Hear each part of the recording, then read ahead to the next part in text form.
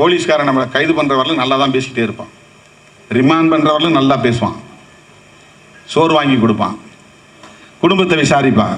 அதனால் அவன் நோக்கத்தை அவன் விட்டுருவானா?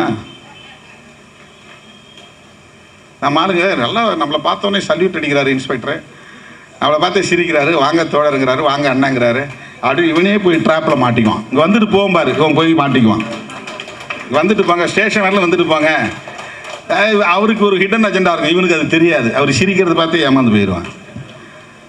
அப்படி தான் நிறைய போலீஸ் வந்து பிடிப்பாங்க. கியூ பிராஞ்செல்லாம் அப்படி தான், எல்லா உளவுத்துறையும் அப்படி தான் பண்ணுவாங்க. திருமாவளவன் எங்கே போகிறாருன்னு கண்டுபிடிக்கணும்னா திருமாவளவன் கூட இருக்கிறவன நட்பாக வச்சுக்கிறது, அவரை தோழருங்கிறது, அவரை அண்ணங்கிறது, அவரை தம்பிங்கிறது. இவர் அண்ணனா இப்போ தான் நான் பேசினேன், அவர் அங்கே தங்கியிருக்கிறாரு, இங்கே தங்கியிருக்கிறாரு, அண்ணன் நம்பர் வேணுமா இருந்தால் வாங்கிக்கிங்க. இப்படித்தான் பிஜேபிக்காரன் இன்னைக்கு தலித் தலைவர்களை பூரா ஏமாத்திக்கிட்டு இருக்கிறான்.